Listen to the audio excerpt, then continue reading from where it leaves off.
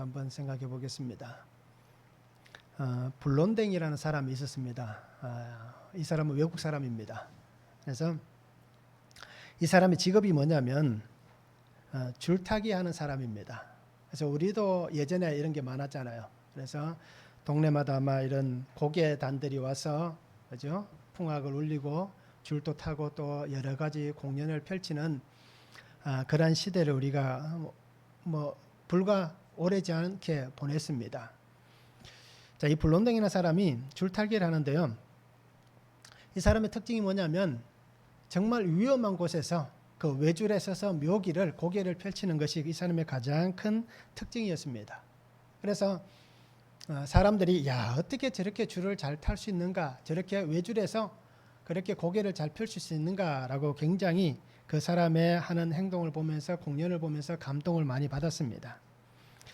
근데 이분이 하는 그 줄타기 중에서 특별히 위험한 곳이 어디냐면 아마 들어보셨을 거예요. 나이아가라 폭포라고 들어보셨을 겁니다. 미국과 캐나다의 경계선에 있는 폭포입니다. 이 폭포에다가 줄을 메어놓고 이 사람이 이 공연을 고개를 펼칩니다. 그러면 그 위험한 고개, 생명을 걸고 하는 이 고개를 통해서 많은 사람들이 환호를 하고요. 또 정말 많은 사람들이 그 사람이 하는 공연을 통해서 어떻게 보면 참 충격을 받기도 하고 또 어떻게 보면 위안을 받기도 하고 또는 도전을 받기도 하고 또는 정말 감동을 받기도 했습니다.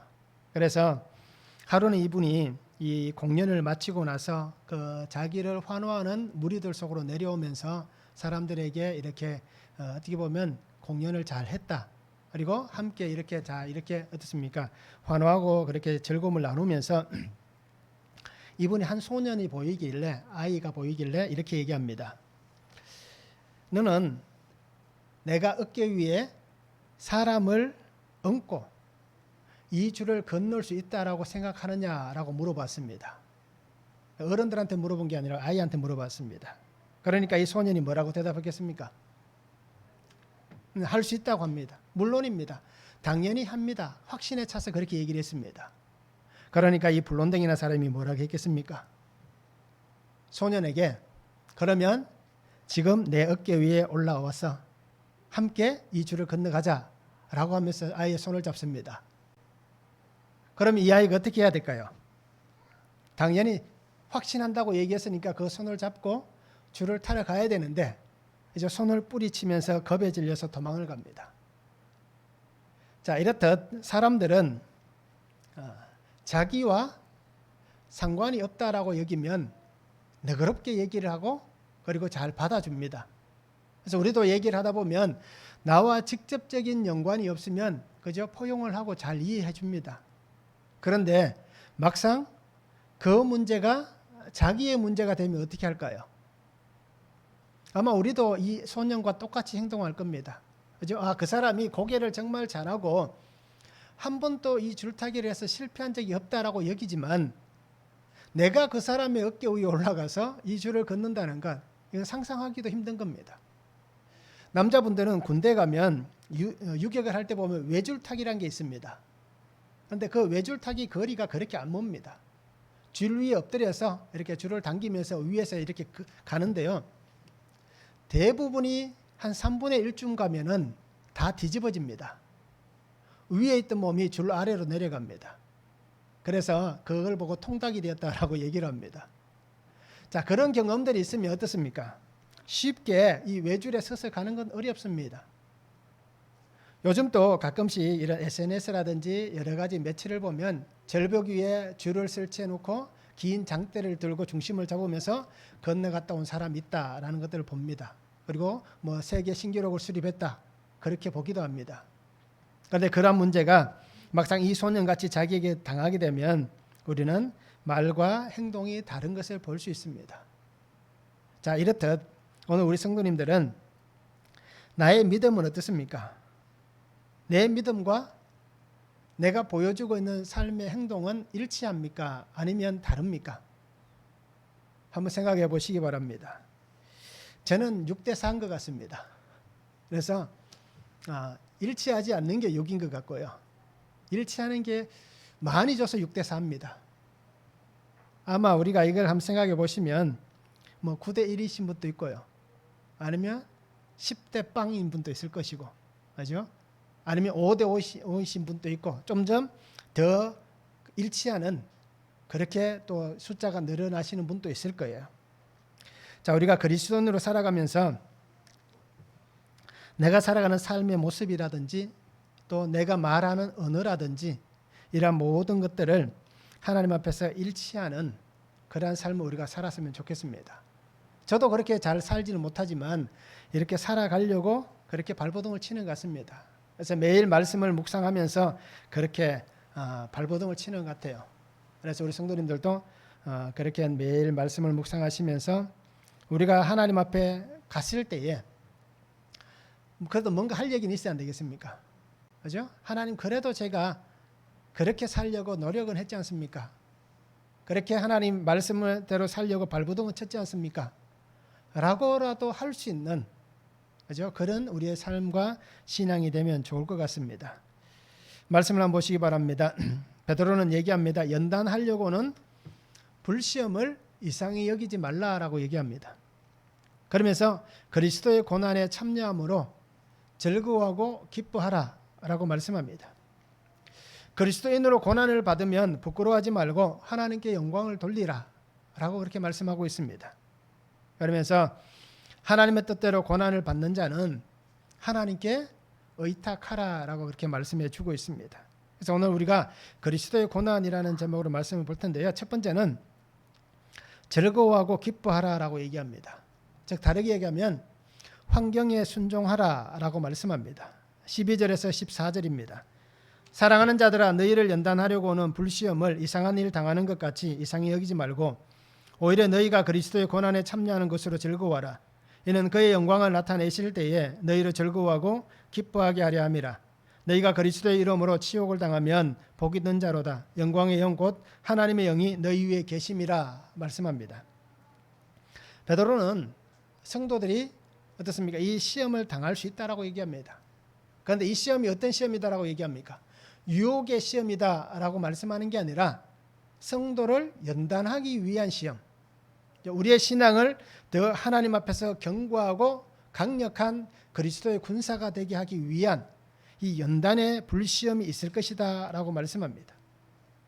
그러면서 우리가 믿는 자로 살아가면서 이 시험 당하는 것을 이상하게 여기지 말라라고 얘기합니다. 연단이라는 것을 우리가 시련 또는 시험하다, 유혹이라는 뜻도 함께 포함하고 있습니다. 그런데 우리가 시험, 유혹이라는 것과 또 연단이라는 것을 단어를 들어도 분명히 차이가 있다는 것을 우리가 직감할 수 있는 겁니다. 불시험은 그냥 불로 태워버리는 겁니다. 그래서 하나도 남김없이 다 태워버릴 만한 그 연단의 불길이라고 해석을 합니다. 그래서 베드로전서 1장 7절에도 보면 베드로가 분명히 얘기한 게 있습니다. 너희 믿음의 확실함은 불로 연단하여도 없어질 금보다 더 귀하여 예수 그리스도께서 나타나실 때에 칭찬과 영광과 존귀를 얻게 할 것이니라 라고 말씀합니다. 성도들에게 편지하면서 먼저 분명히 얘기했습니다. 너희 믿음의 확실함은, 그죠? 성도가 살아가는 삶에서 그 믿음이 정말 견고하고 아름다움은 우리가 정말 그 불 속에 있는 금보다, 그죠? 그 금보다도 더 하나님 앞에서 존귀한 존재다라는 겁니다. 그 불 앞에서 정말 연단되어진, 그래서 하나님께서 우리를 보실 때 칭찬하고 정말 우리에게 아낌없이 베푸시는 그 은혜가 있음을 그렇게 말씀해 주고 있습니다. 그 전도서 27장 21절에도 보면 도가니로 은을, 풀무로 금을, 칭찬으로 사람을 단련하느니라 라고 말씀합니다. 그러니까 오늘 우리는 하나님께서 연단하시는 그러한 일들이 분명히 있다라는 겁니다. 성도가 태어나서 죽을 때까지 이렇게 어떻습니까? 단련할 만한, 연단할 만한 일이 없이 그냥 꾸준히 성장해 나간다면, 이제 문제없이 아름답게 자라나간다면 정말 좋겠지만 그렇지 않잖아요. 살다 보면 이런 일 저런 일 겪을 때도 있고, 그리고 성장해 나가야 되는데 성장하지 못할 때도 있고, 때로는 좌절할 때도 있고, 때로는 주저앉을 때도 있고, 때로는 어떻습니까? 주님을 떠나기도 하고, 그리고 그 떠났던 자리에서 다시 주님을 만나기도 하고, 여러 가지 환경들이 우리에게 생겨나기 때문에 오늘 우리가 연단의 자리에 있을 수밖에 없다라는 겁니다. 그래서 시험은, 연단은 누구에게나 오는 것입니다. 그래서 피해가면 제일 좋습니다. 그 일이 없으면 제일 좋지만 그러나 피해갈 수 없는 것입니다. 그렇기 때문에 오늘 베드로가 뭐라고 얘기합니까? 이상하게 여기지 말라라고 그렇게 말씀하고 있습니다. 이 이상하게 여기지 말라는 얘기는 놀라지 말라라는 얘기입니다. 내게 오는 시험 때문에, 내게 찾아오는 사건 때문에, 내게 생겨나는 고난 때문에 놀라지 말라라고 얘기하고 있습니다. 이 불의 고난 앞에서, 이 불의 고난으로 인해서 사라져버릴 것 같은, 또는 그 시험 앞에서 내가 무너질 것 같고 정말 내가 그 속에서 일어날 수 없다라고 여긴다면 그것은 오늘 우리에게 문제가 있는 겁니다. 하나님께서는 우리가 그 자리에서 분명히 당당하게 맞서서 일어나 있기를 원하시는데 내가 문제가 있기 때문에 주저앉고 넘어지고 쓰러지는 겁니다. 결국 이 얘기는 어떤 얘기입니까? 하나님에게 문제가 있는 게 아니라, 시험하시고 연단하시는 하나님에게 문제가 있는 것이 아니라 그것을 이겨내지 못하는 나에게 문제가 있다라는 것입니다. 그래서 오늘 우리는 어떤 환난과 고난이 찾아온다 할지라도, 또는 시험이 우리에게 닥쳐온다 할지라도 흔들리지 마시기 바랍니다. 우리가 그리고 하나님 앞에서 우리에게 주신 그 권능, 하나님께서 내게 허락하신 예수 그리스도의 그 권능을 우리가 붙잡고 신실한 믿음으로 그렇게 승리할 수 있는, 그 삶의 환경과 모든 것을 이겨낼 수 있는 그러한 신앙이 되면 참 좋겠습니다. 그래서 베드로는 얘기하지 않습니까? 이 고난 속에서 오히려 어떻게 하라고 얘기합니까? 기뻐하고 즐거워하라 라고 말씀합니다. 이 고난에 참여하는 사람은 하나님 주신 그 기쁨과 하나님 주신 그 은혜 안에서 즐거워해야 한다라고 얘기하고 있습니다. 참여하는 자가 된다라고 말씀합니다. 이 참여하는 자는 우리가 잘 알고 있는 교제라는 단어와 같은 의미가 있습니다. 그래서 코이노니아라는 교제라는 단어를 쓰지만 여기 참여하는 코이노네오라는 단어를 씁니다. 그러니까 그 뜻이 비슷합니다. 그래서 함께 또는 공유한다 또는 나눈다, 동참자가 된다라는 그 의미를 갖고 있다라는 얘기입니다. 그래서 오늘 우리가 그리스도의 고난에 참여할 수 있다는 것은 어떤 것입니까? 내가 주님과 함께 공유하는 겁니다. 내가 주님이 허락하신 그 삶의 자리에서 주님 앞에 뭔가를 나눌 수 있는 존재가 되었다라는 얘기입니다. 하나님께서 나를 이 고난에 참여하는 자로 세워주신 것은 이것이 하나님께서 내게 주신 은혜입니다. 하나님의 말씀이 있기 때문에, 하나님의 생명이 있기 때문에 오늘 우리가 하나님 앞에서 믿는 자가 되어서 이 고난, 예수 그리스도의 고난에 동참할 수 있는 이 복을 우리에게 주신 겁니다. 그런데 우리는 어떻게 합니까? 하나님께서 우리에게 하나님 뜻 안에서 나를 이렇게 쓰시고자 이렇게 은혜를 주시고 또 그 자리에서 나를 계속해서 성장시켜 나가는데 우리는 어떻게 합니까? 조그만 사건이 생겨도, 작은 고난만 찾아와도 하나님 앞에서 왜 하필 또 접니까? 그렇잖아요. 잘 지내다가도 왜 하필 또 접니까? 왜 또 접니까? 라고 우리는 그렇게 원망하고 불평을 내놓는 겁니다. 그런데 분명히 잘 기억하시기 바랍니다. 그 은혜를 붙잡고 믿음 안에 거할 수 있는 복된 삶이 되면 참 좋겠습니다. 우리가 주의 은혜 안에 살아갈 수 없으니까, 또 그 불평과 불만이 우리 속에 있으니까 오늘 우리가 어떻습니까? 기쁨이 사라지는 겁니다. 오히려 이 고난이 찾아올 때 베드로가 얘기한 같이 즐거워하고 기뻐하는 인생이 되어야 되는데, 이 고난이 찾아오면 우리는 그냥 한숨 짓고 이 고통 때문에 힘들어합니다. 왜 나에게 또 이 환경이 생기는가라고 우리는 낙담합니다. 그러한 일들이 어떤 것이 있습니까? 뭐 사건 여러 가지 있겠지만 가장 아마 치명적인 게 그럴 거예요. 내 육체가 연약해지면. 그렇잖아요. 뭐 환경이 안 좋아지거나 또는 어떻습니까? 경제적으로 어려워지면 그래도 그것은 극복해 나갈 수가 있잖아요. 근데 내 육체가 연약해지면, 병이 들거나 또 힘이 연약해지면 사람들은 더 쉽게 낙담하고 좌절합니다. 바로 그러한 고난 속에서도 우리가 기뻐하고 즐거워할 수 있어야 되는데 우리가 정말 어떻습니까? 하나님의 은혜가 없기 때문에, 또는 주의 말씀 앞에서 우리가 온전치 못하기 때문에 이러한 시간들을 보낼 수 있다라는 겁니다. 그래서 오늘 성경은 뭐라고 합니까? 오늘 우리에게 하나님께서 주시는, 아니면 예수님의 이름 때문에 당하는 치욕이 있다 하더라도, 그죠? 우리에게는 복이 있다라고 말씀합니다. 주님의 이름으로 인해서 모욕을 당하는 자는 복이 있다라고 얘기합니다. 치욕이라는 단어는 꾸짖고 비난하고 조롱한다라는 뜻이 있습니다. 그러니까 우리가 예수님의 이름 때문에 조롱을 당한다든지 예수님의 이름 때문에 비난을 받는다든지 예수님의 이름 때문에 누군가에게 욕을 당한다는 것, 이러한 일이 있으면 오히려 복되다라고 얘기합니다. 그런데 우리는 어떻게 합니까? 교회 다니는 그리스도인들을 예수쟁이라고만 얘기해도 싫어하잖아요. 화를 내잖아요. 왜요? 그 말이 우리를 비하하는 말이다라는 것을 잘 알기 때문에. 그런데 오늘 우리는 주님의 이름으로 모욕당하는 것을 기뻐하시기 바랍니다. 그죠? 마태복음 5장 11절과 12절에 말씀합니다. 나로 말미암아 너희를 욕하고 박해하고 거짓으로 너희를 거슬러 모든 악한 말을 할 때에는 너희에게 복이 있나니 기뻐하고 즐거워하라. 하늘에서 너희의 상이 큼이라. 너희 전에 있던 선지자들도 이같이 박해하였느니라 말씀합니다. 여기에서도 분명히 예수님 말씀하셨잖아요. 기뻐하고 즐거워하라. 그렇죠? 예수님에게서 이러한 은혜를 경험했던 베드로로 똑같이 얘기하는 겁니다. 기뻐하고 즐거워하라. 즉 자신에게 주어지는 그 환경에 순종하면서 그렇게 믿음으로 살아가야 한다라고 말씀을 하고 있는 것입니다. 그러기에 오늘 우리 성도님들은 고난 때문에 슬퍼하거나 좌절하지 마시기 바랍니다. 슬퍼하고 좌절할 수는 있습니다. 왜요? 사람이기 때문에, 감정이 있기 때문에 슬퍼하고 좌절할 수는 있습니다. 그러나 그 시간이 길지 않았으면 하는 겁니다. 우리가 평소에 한 3일 정도 슬퍼하고 좌절한다면 이제 우리 안에 있는 이 믿음을 통하여서 주님 주신 이 은혜를 붙잡고 하루 만에 털고 일어나시길 바랍니다.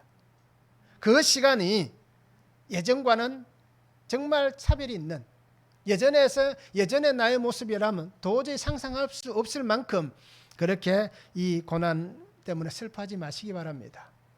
그래서 오늘 우리가 하나님 앞에서 내가 이 어려움을 겪는다 할지라도 그것이 주님의 은혜임을 기억하시길 바랍니다.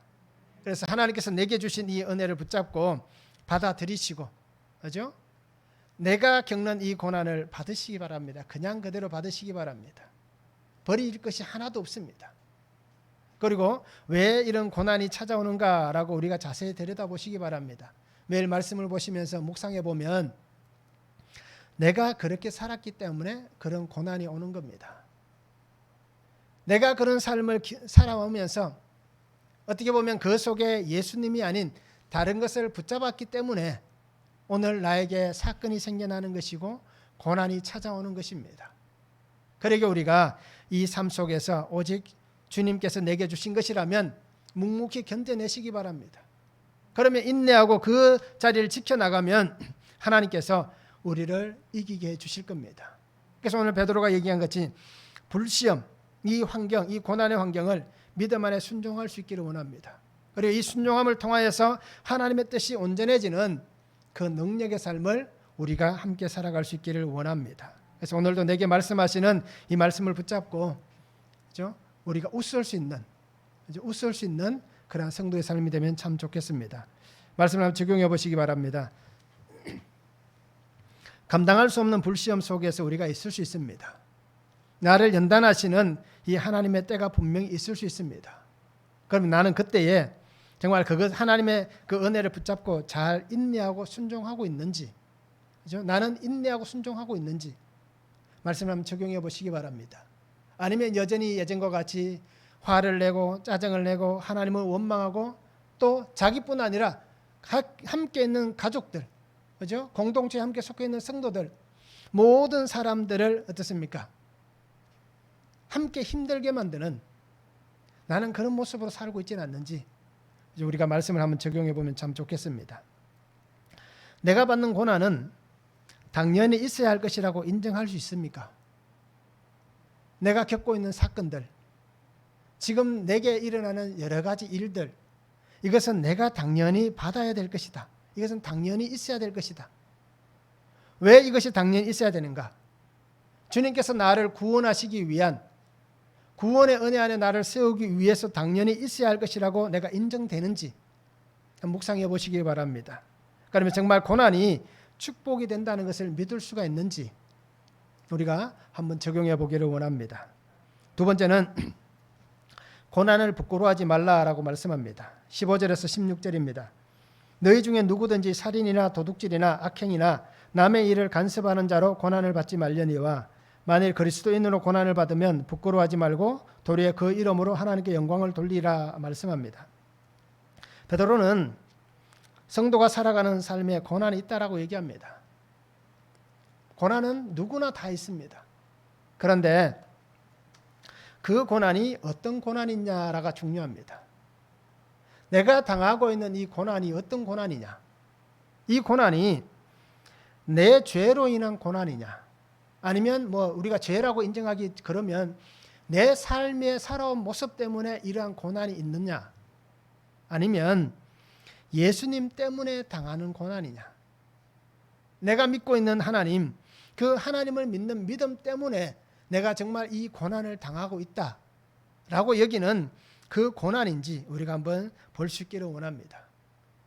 고난이라고 얘기하지만 무엇 때문에 생겨나는 고난인지에 대해서 분명하게 분별해야 됩니다. 나 때문인지 하나님 때문인지를 분별해야 됩니다. 그러면 이것이 분별되기를 원한다면 그럼 내가 겪고 있는 이 고난이 어떤 고난인지에 대한 분명한 답이 나옵니다. 그러면 어떻습니까? 우리가 하나님 앞에 기도할 때에 나 때문에 생겨난 고난이라면 하나님은 원망할 수가 없습니다. 또 예수를 믿는 믿음 때문에 내게 고난이 왔다면 오히려 그것을 통해서 우리가 감사할 수 있어야 됩니다. 왜요? 성경에 그렇죠? 하나님이 주신 그 상이 클 것이다라고 말씀하셨고 우리 전에 살았던 수많은 믿음의 선배들, 그렇죠? 선지자들도 다 그렇게 박해를 받았다라고 말씀해 주고 있기 때문입니다. 그래서 오늘 내게 생겨난 이 고난이 예수님 때문에 생겨난 고난이라면 내가 하나님의 나라에 멀지 않구나. 그죠? 내가 하나님의 품 안에 있구나. 나는 오늘 또 하나님의 은혜를 받고 살아가는 사람이구나. 라고 우리가 그렇게 하나님 앞에 있을 수 있는 믿음이 될 수 있다는 겁니다. 그래서 오늘 베드로는 얘기합니다. 자신의 죄라고 표현을 합니다. 살인이나 도둑질이나 악행이나 남의 일을 간섭하는 것. 이것 때문에 고난이 생기느냐? 라고 얘기를 하고 있습니다. 살인은 우리가 어떤 의미인지 알고요. 도둑질도 알고 악행도 어떤 의미인 줄 압니다. 자, 남의 일을 간섭하는 것, 이것도 대충은 알 겁니다. 그렇잖아요? 이것은 다른 사람의 일에 참견하는 사람이다라고 해석을 합니다. 자기와 관계없는 일에 참견하는 자 또는 중상하는 사람 또는 밀고자 라는 뜻을 가지고 있습니다. 그러니까 우리가 남의 일에 간섭한다는 것 우리가 대충 이것이 어떤 의미인 줄 알고 있습니다. 나와 상관없는데 아니면 내가 그것에 대해서 굳이 그죠? 얘기하고 개입하고 그 사람에게 가서 감나라 배나라 하지 않아도 될 문제를 가지고 우리가 그 일에 매달리는 것 이것도 다 어떻습니까? 결국 자신의 죄로 인한 고난이다라고 얘기합니다. 이것 때문에 우리가 고난을 받아서는 안 된다라고 얘기합니다. 죄 때문에 당하는 것은 어떻게 보면 당연할 수 있다는 겁니다. 죄 때문에 생겨나는 것은 이것은 자기가 짊어지고 가야 될 징계, 징벌입니다. 그런데 오늘 우리가 다시 한번 생각해 보기를 원하는 것은 예수님 때문에 내가 믿는 믿음 때문에 복음을 전하는 삶 때문에 하나님 맡겨주신 이 사명 때문에 내가 고난을 겪었다.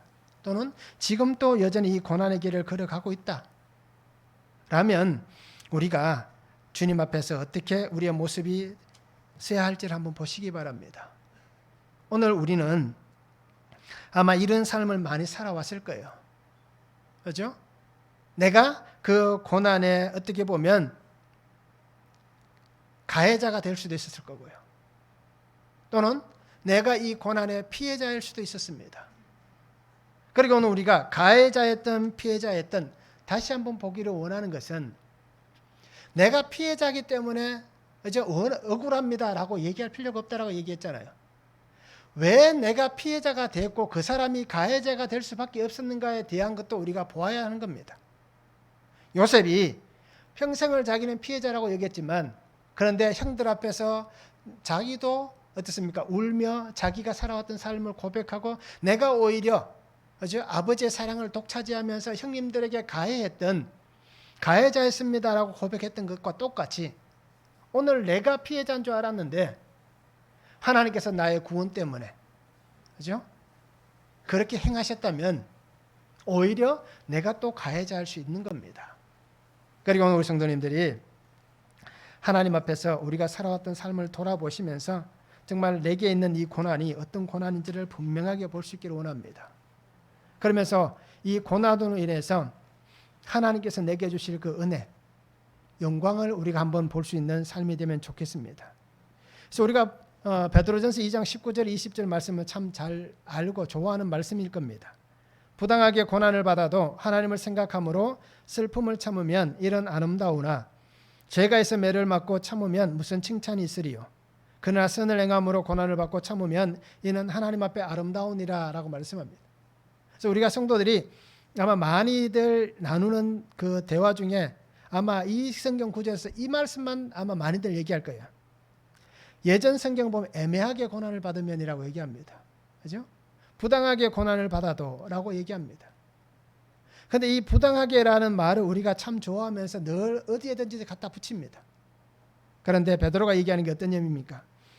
이 부당하게 고난을 받는다는 것은 예수님 때문에 받는 고난을 얘기할 때 부당하게라고 얘기하는 겁니다.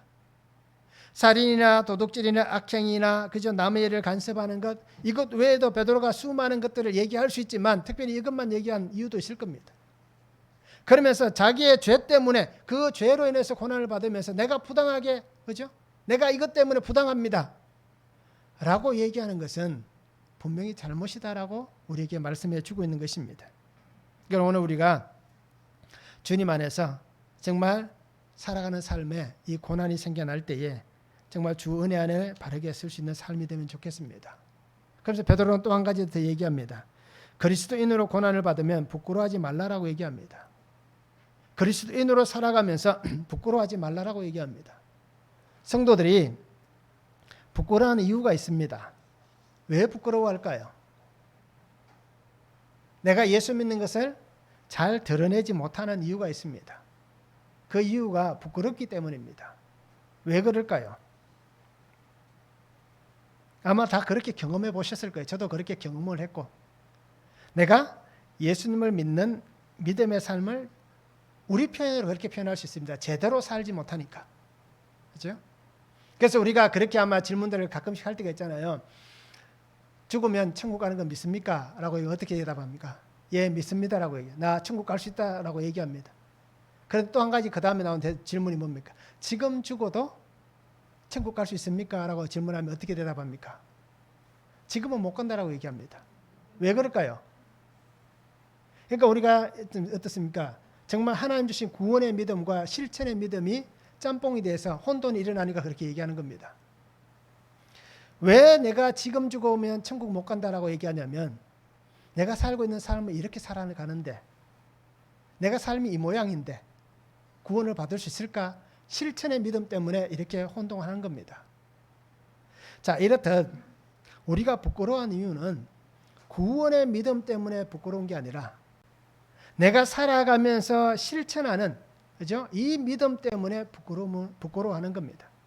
내가 예수 믿는 믿음, 그죠? 내가 예수님을 믿는 이 믿음의 삶을 제대로 보여주지 못하니까, 야, 너 같은 게 교회 다니면 다 다니겠다, 이런 얘기를 내가 들으니까, 너같이 그렇게 악을 행하고 입이 그렇게 지저분한데, 그죠? 그렇게 지저분한데 예수 믿는다고 얘기하는, 야, 다 예수 믿겠다 라고 얘기하는 그런 내 삶이 있기 때문에 우리가 부끄러워하는 겁니다. 그래서 오늘 베드로가 얘기하는 게 뭡니까? 고난을 받으면 부끄러워하지 말라라고 얘기하는데, 고난은 뒤로 하고라도 내가 사는 삶 때문에 부끄러워하는 이 모습이 우리에게서 사라질 수 있었으면 좋겠습니다. 그래서 우리가 예수 믿는 이 믿음의 향기를 잘 내시기 바랍니다. 내가 예수 믿는 사람입니다. 내가 예수님 안에 있는 사람입니다. 그래서 내가 믿는 이 예수님을 당신도 믿었으면 좋겠습니다 라고 얘기해 줄 수 있는 그러한 믿음의 모습을 보이면 좋겠습니다. 그래서 우리가 가장 많이 부끄러워한 것 중에 한 가지만 딱 제가 말씀을 드리겠습니다. 식사기도. 그죠? 아마 이거 부끄러우신 분들이 참 많을 거예요. 교회에서 하시는 분들은 다 하지요. 또 집에서 다 교회 다니고 예수 믿고 하는 사람들끼리 있으면 또 다 하지요. 뭐 아는 친구도 있겠지만. 그런데 바깥에 나가면 어떻습니까? 직장에 가고 또는 어떤 다른 환경에 들어가고 어디 다니다가 그냥 식당에서 밥을 먹고 할 때 보면 어떻습니까? 식사기도 하기가 참 쭈뼛쭈뼛 하신 분들이 많을 거예요. 왜 그럴까요? 부끄럽기 때문입니다.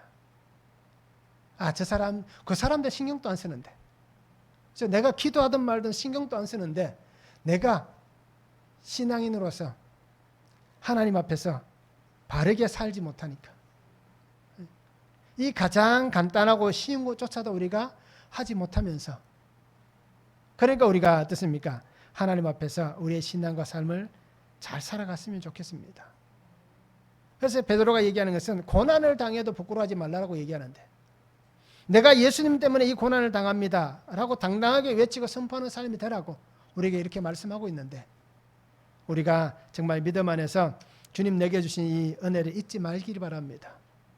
그래서 우리가 나 때문에 죽으신 주님, 나를 살리려고 그 십자가에서 피 흘려 주신 주님, 그 죽음을 하찮게 만들지 말기를 바랍니다. 그것만큼 어떻게 보면 치졸한 인생은 없습니다. 나에게 하나님은 정말 귀한 것을 주셨는데, 금보다 더 귀한 생명을 주셨는데, 우리는 예수님을 정말 어떻습니까? 세상에서 쫄로 만들어버리는 그러한 삶을 우리가 살지 않았으면 좋겠습니다. 그래서 그 고난 앞에서도 당당할 수 있고, 예수님 앞에서 아름다운 열매를 드리고 삶의 주님의 그 아름다운 삶에 동참하는 그런 복된 삶을 저도 살고 우리 성도님들도 함께 살았으면 좋겠습니다. 말씀만 적용해 보시기 바랍니다. 내가 당하고 있는 고난, 이 고난은 무엇 때문에 내가 지금 받고 있습니까? 무엇 때문에 내가 고난을 받고 있고 또 사건들이 생기는지 한번 적용해 보기를 원합니다. 나는 주님을 부끄러워하는 삶을 살아가고 있지는 않습니까? 그죠? 한번 적용해 보시기 바랍니다. 내가 주님을 부끄러워하고 사는 삶이 아닌가? 직장에서나 또 여러 가지 삶의 환경에서 부끄럽게 여기며 살고 있지는 않는지 우리가 적용해 보기를 원합니다.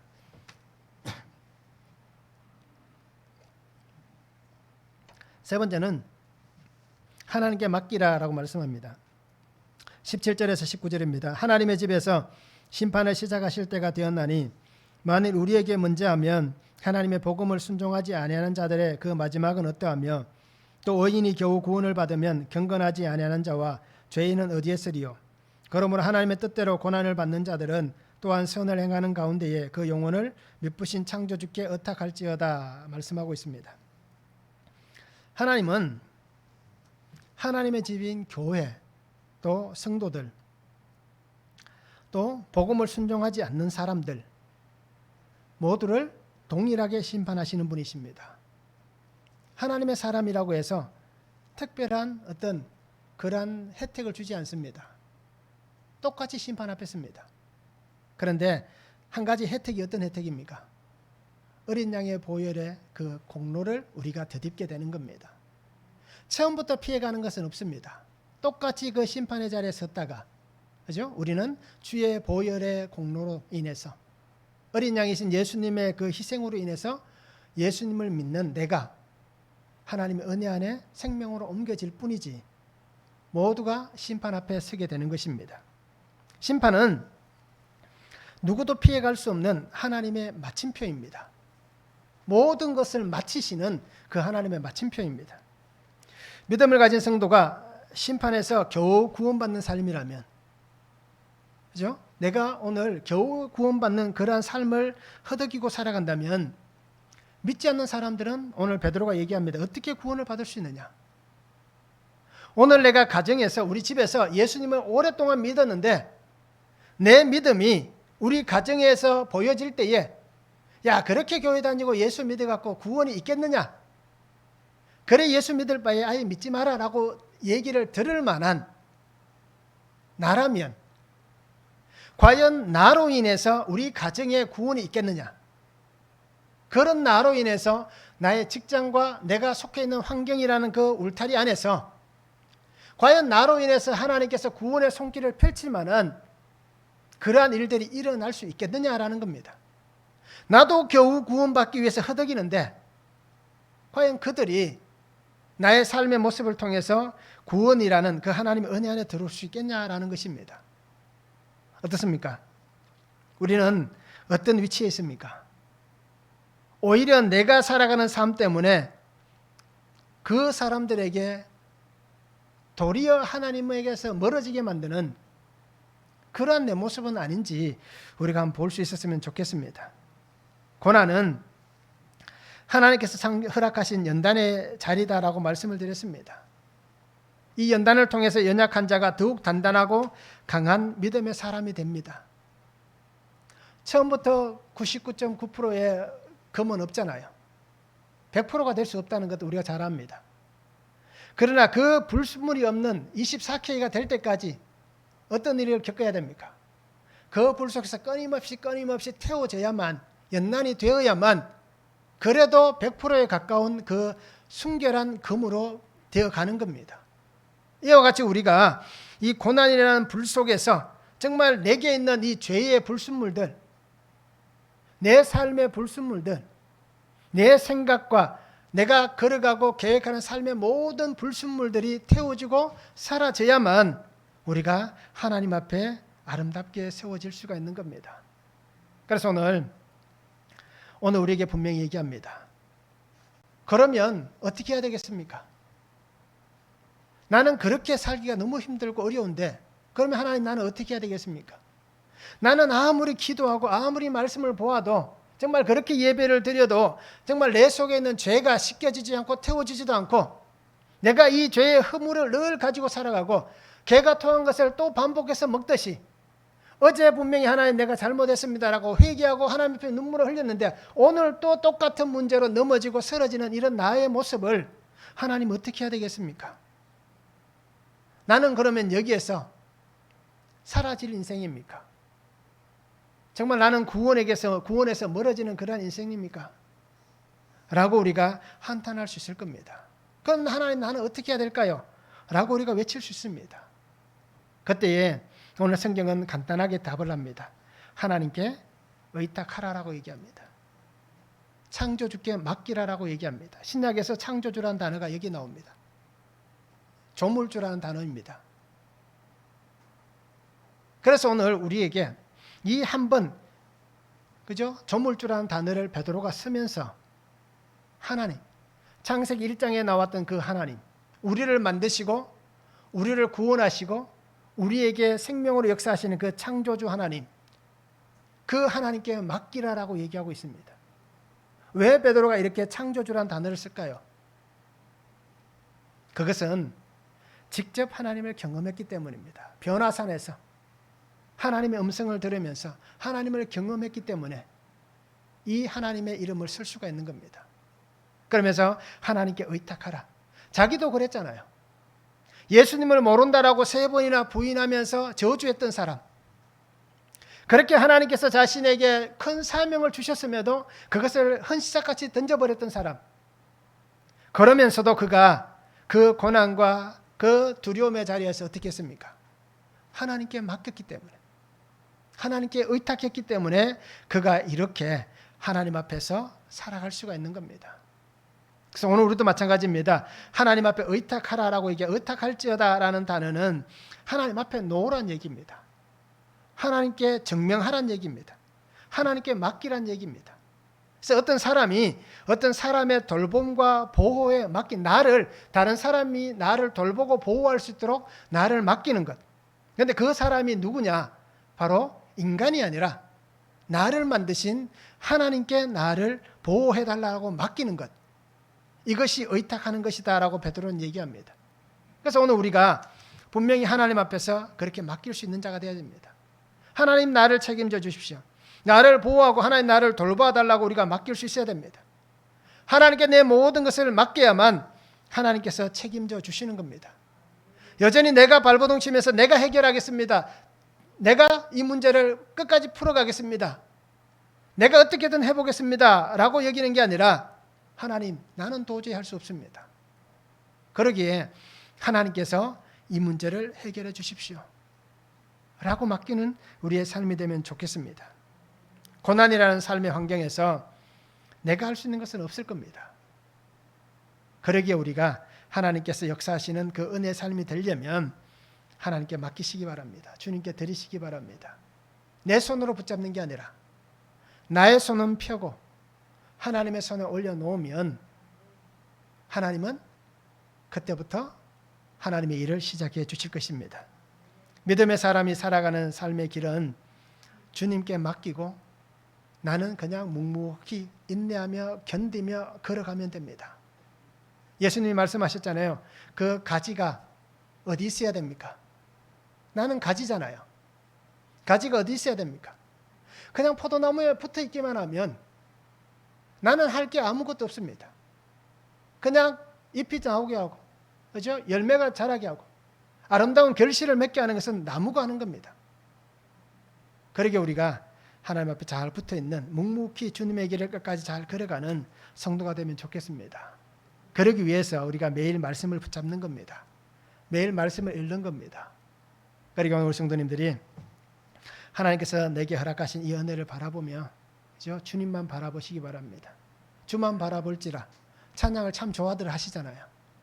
그렇다면 정말 주만 바라보고 하나님과 함께 이 믿음 안에서 은혜의 길을 잘 걸어가는 복된 삶이 되기를 원합니다. 말씀을 적용해 보시기 바랍니다. 고난 속에서 또는 삶에서 하나님께 맡기고 주님의 말씀 안에서 내가 잘 살아가고 있는지, 그렇죠? 나는 주님께 잘 맡기고 있는지 말씀을 한번 적용해 보기를 원합니다. 나의 연약함을 인정하십니까? 나의 연약함을 인정한다면 이제 어떻게 해야겠습니까? 내가 연약하다는 것이 인정이 된다면, 나는 연약합니다 라는 것이 인정된다면 이제 내가 어떻게 해야 될지 말씀으로 한번 적용해 보기를 원합니다. 불로 연단한 금같이 하나님 앞에서 신실하고 온전한 성도가 되시기 바랍니다. 그래서 하나님의 뜻을, 하나님께서 내게 맡겨주신 그 사명을 끝까지 우리가 순종할 수 있기를 원합니다. 하나님 나 잃어버렸습니다. 잊어버렸습니다. 이렇게 얘기하지 말고 끝까지 사명을 잘 감당할 수 있는 성도가 되기를 원합니다. 세상의 쾌락과 죄의 유혹은 우리를 늘 넘어지게 합니다. 지금도 늘 우리에게 손짓하며 우리를 그곳으로 끄집어 들이고 있습니다. 그때 우리가 이 세상의 쾌락, 이 세상의 유혹을 이길 수 있는 단 하나의 방법은 말씀밖에 없습니다. 그러기에 매일 말씀을 잘 붙잡으시기 바랍니다. 이 말씀을 붙잡고 정말 하나님 앞에서 순종하며 갈 수 있는 삶이 되기를 원하고요. 믿음 안에서 잘 위탁할 수 있기를 원합니다.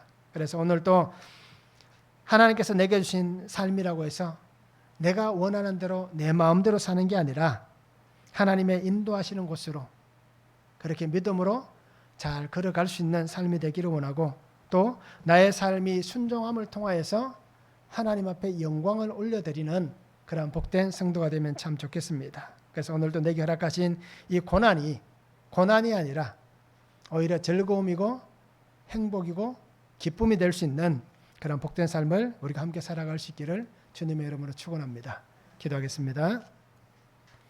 사랑의 아버지 하나님 감사합니다. 오늘도 우리에게 주신 말씀을 바라봅니다. 주 은혜 안에 살게 하시고 주님 능력 안에 살아가게 하여 주시옵소서. 아버지 하나님, 그리스도의 고난에 동참하는 자가 되기를 원합니다. 그런데 내 죄로 인한 고난을 당하면서 이것 때문에 부당하게 고난을 당하고 있습니다 라고 억울함을 호소하는 어리석은 인생이 아니라 정말 주님이 내게 주신 그 믿음 때문에, 주님 주신 그 사명 때문에, 내가 정말 주님께서 맡겨주신 그 삶을 살아가기 때문에 고난을 당한다면 오히려 즐거워하고 기뻐하는 인생이 되게 하여 주시옵소서.